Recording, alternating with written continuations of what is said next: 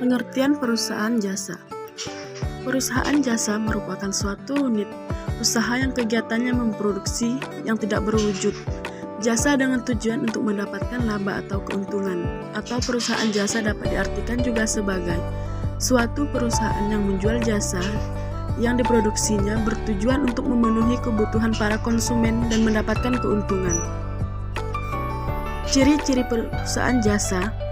Perusahaan jasa merupakan perusahaan yang memiliki kegiatan memproduksi dan menyediakan berbagai macam pelayanan, misalnya seperti keamanan, kemudahan, dan lain-lain kepada konsumen yang membutuhkannya. Maka perusahaan jasa memiliki ciri-ciri sebagai berikut.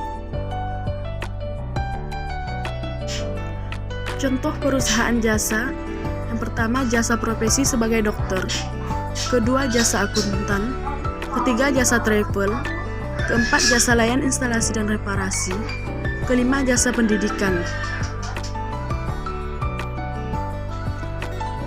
Karakteristik perusahaan jasa. Yang pertama, kegiatan utamanya menjual jasa. Kedua, tidak menyediakan produk dalam bentuk fisik. Tiga, hasil tidak dapat disamakan. 4. Tidak ada harga produksi. Dan kelima, tidak ada standar harga umum. Siklus akuntansi pada perusahaan jasa. Pertama, identifikasi dan analisis transaksi. Langkah pertama dalam siklus akuntansi perusahaan jasa adalah mengidentifikasi dan menganalisis transaksi yang telah terjadi, sehingga dapat dicatat dengan benar. Tidak semua transaksi dapat dicatat. Yang dicatat adalah transaksi yang mengakibatkan perubahan posisi keuangan. Contohnya seperti analisis nota pembelian, kwitansi, dan lain-lain. Di bawah ini adalah contoh identifikasi dan analisis transaksi. Kedua, pencatatan transaksi. Setelah informasi transaksi dianalisis, kemudian dicatat dalam buku jurnal. Contoh studi kasus pencatatan transaksi ke dalam buku jurnal. Pertama, pada tanggal 2 Desember 2005, Nona Fitria mendirikan usaha salon kecantikan yang diberi nama Salon Fitria. Pada tanggal itu, Nona Fitria menyetorkan modal dalam bentuk uang tunai sebesar 6 juta rupiah.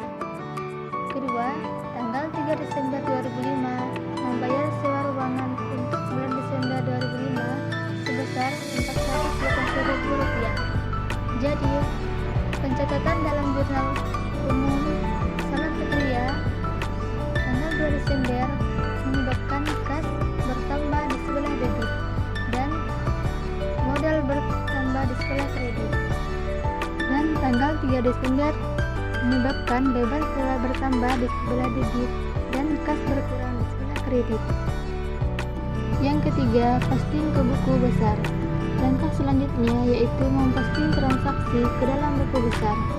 Setelah semua ayat jurnal Salon Fitria dipindah-bukukan ke akun-akun yang bersangkutan, pastikan bahwa buku besar Salon Fitria di bawah ini sebagai berikut. Keempat, penyusunan neraca saldo. Pada akhir periode akuntansi, neraca saldo dihitung sebagai langkah keempat dalam siklus akuntansi. Neraca saldo memberitahu perusahaan jasa jika terdapat saldo yang belum disesuaikan. Saldo pada neraca saldo harus sama jumlahnya dengan debit dan kredit.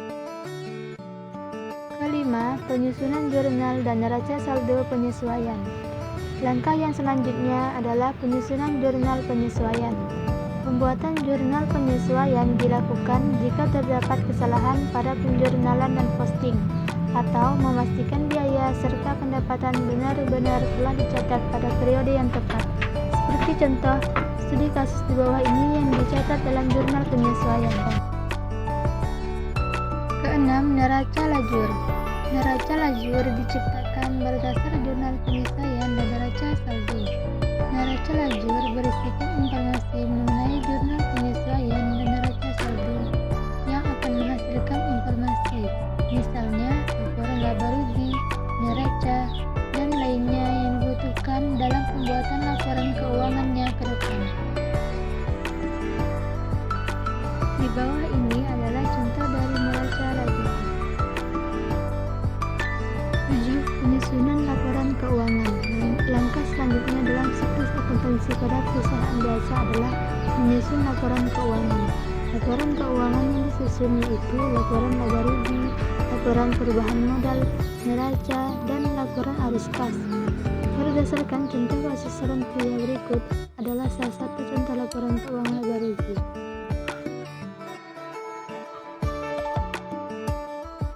Kedelapan, penyusunan jurnal penutup. Perusahaan mengakhiri siklus akuntansi dengan menutup pembukuannya pada akhir hari tanggal penutupan yang ditentukan.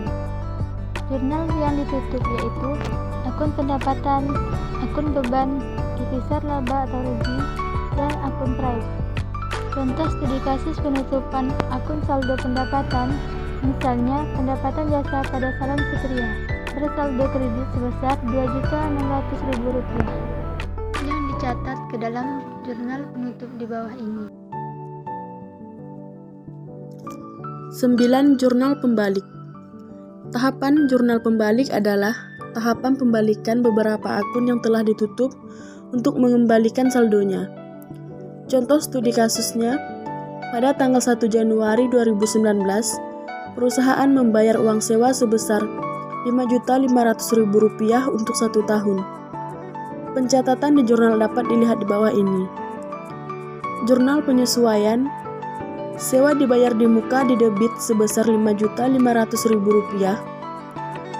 Beban sewa di kredit sebesar Rp5.500.000. Jurnal pembalik, beban sewa di debit sebesar Rp5.500.000. Sewa dibayar di muka di kredit sebesar Rp5.500.000. 10. Neraca akhir atau awal setelah penutupan. Tahap ini disebut dengan neraca akhir atau awal karena sebagai neraca akhir yang dihasilkan pada akhir periode dan digunakan sebagai siklus akuntansi selanjutnya. Berikut di bawah ini adalah contoh neraca setelah penutupan.